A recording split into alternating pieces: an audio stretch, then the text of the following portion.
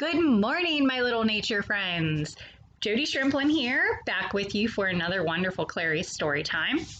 Today we're going to read a book about something that we really enjoy in my house, rocks. So we actually ended up getting a rock tumbling machine for Christmas this year, which has been exciting. We're waiting on our third round of grit for our first round of rocks. It takes about a month to go from completely raw rocks to our more finished rocks. But in our book today, we're going to talk about different kinds of rocks, how rocks are formed, and just some beautiful rocks we can see in nature and appreciate. So let's just jump right into it. Today I'm reading a book called A Rock is Lively. This is written by Diana Hutz Aston and it's illustrated by Sylvia Long. It's really a beautiful book. Okay, so a rock is lively. Pretty.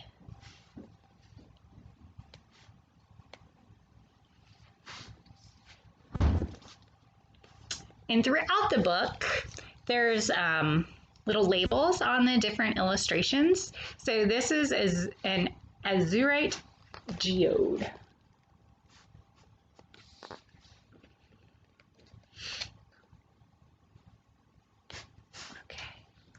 A rock is lively, and here's a beautiful illustration of snowflake obsidian.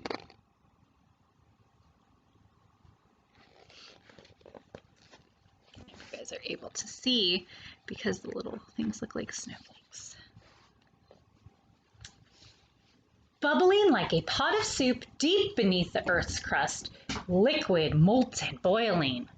Depending on what type of rock it is, a rock melts at temperatures between 1,300 and 2,400 degrees Fahrenheit, 700 and 1,300 degrees Celsius.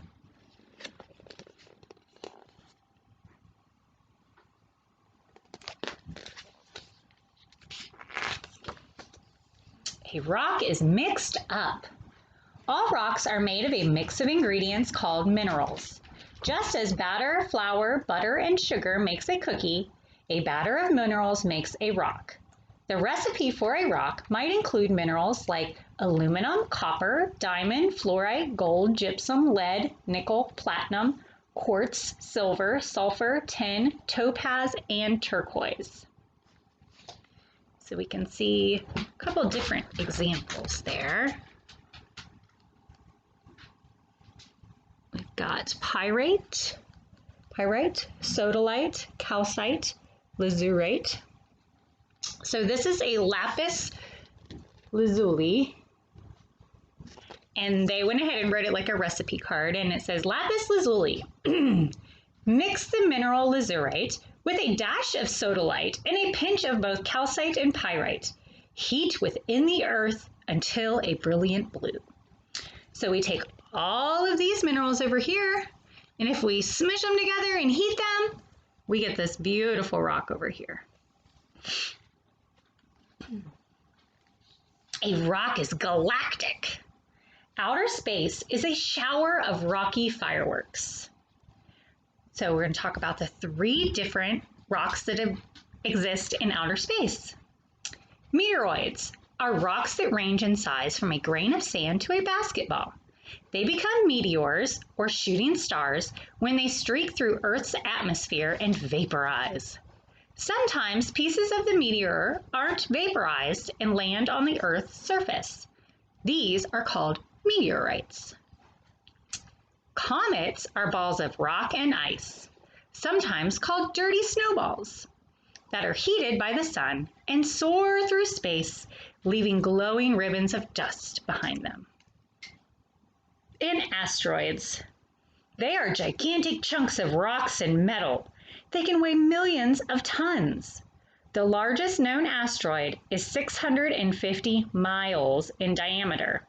It would take a person 352 hours or nearly 15 days to walk around it. So there's our galactic rocks.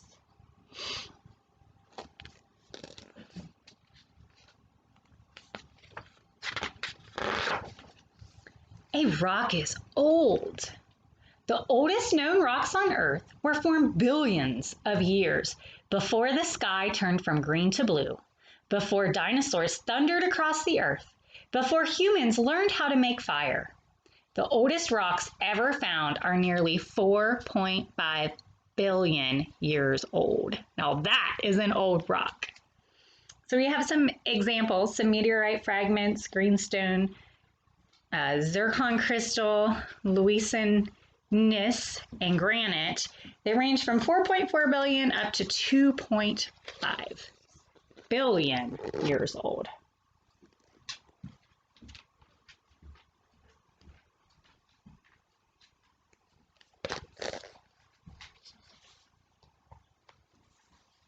A rock is huge! Considered by many to be the world's largest rock, Australia's Mount Augustus is a sandstone rock with an elevation or height of 3,628 feet above sea level, about 1,000 feet higher than the world's tallest skyscraper. Or a rock can be tiny. The carpets of sand on the floors and shores of oceans, lakes, and rivers come from larger rocks that have been ground through weathering into tiny grains, which you can see if you use a magnifying glass, which is what they're showing down here. And up at the top is that huge rock in Australia.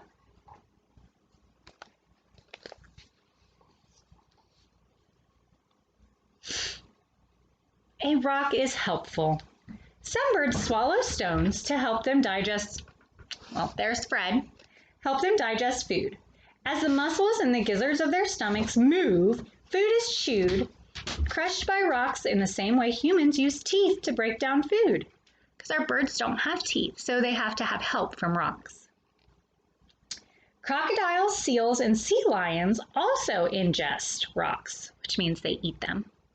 The extra weight, or ballast, helps them dive deeper and stay steady in the water. Sea otters lie on their backs and use rocks to crack open shells on their stomachs. Seagulls drop mollusks into rocks to break apart their shells. Chimpanzees and crows will crack the hard shells of nuts on rocks. So our rocks are very helpful. Got some animals up there. Some guys using them over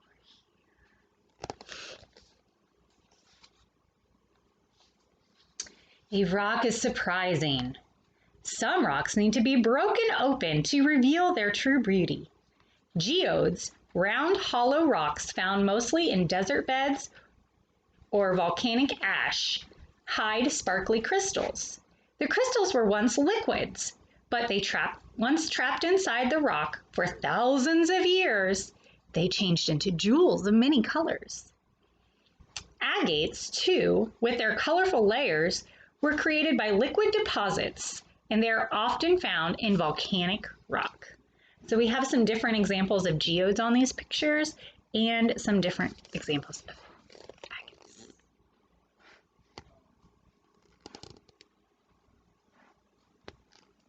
They're just beautiful.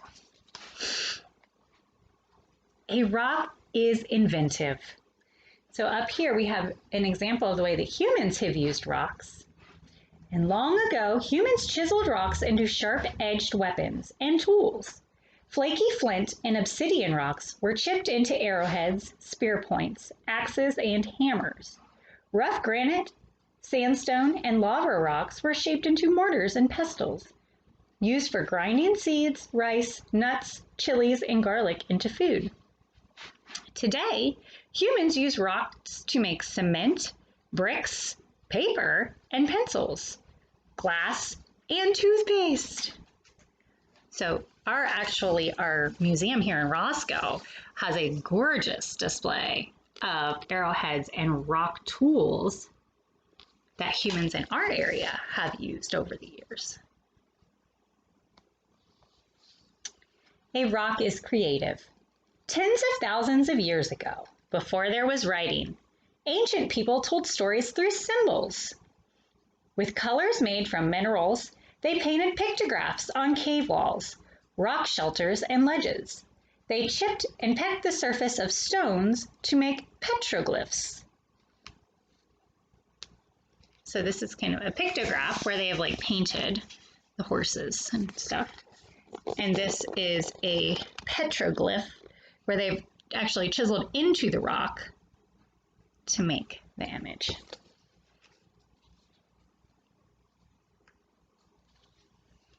In more recent history, artists and builders have chiseled great sculptures and monuments from all kinds of rock.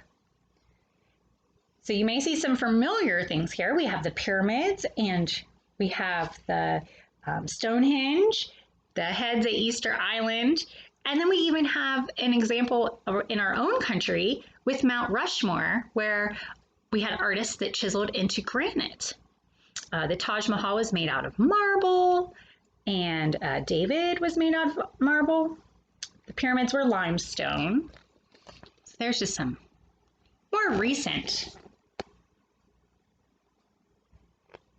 uses of rock to make art. A rock is recycled. So there are 3 different kinds of rock.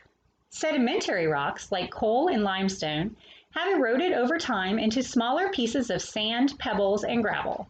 Then they were pressed together like a layer cake with fossils and seashells and decayed plants.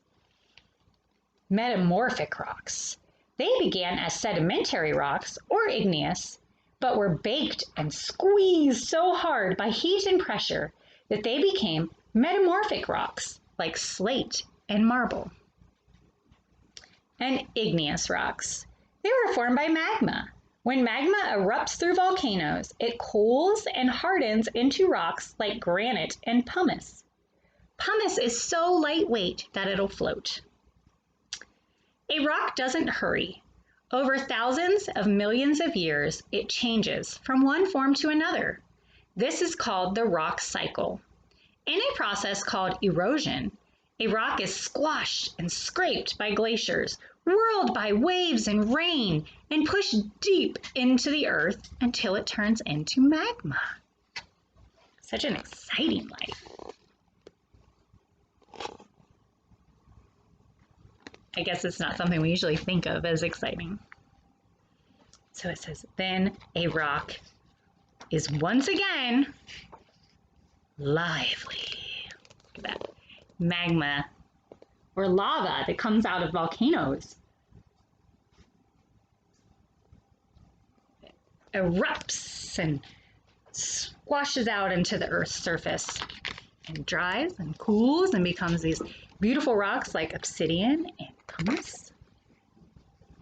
And in the back, we just have some beautiful different kinds of rocks.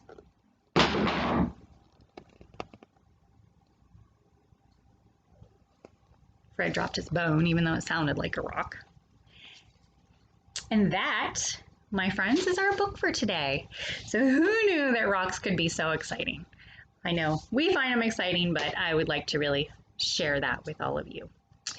Once again, this wonderful book was brought to you by our just gracious donors that supply this as a free service to you. If you would like to join that group of donors, feel free to hit the donate button, or you can contact us at Clary Gardens and we can set something up for you.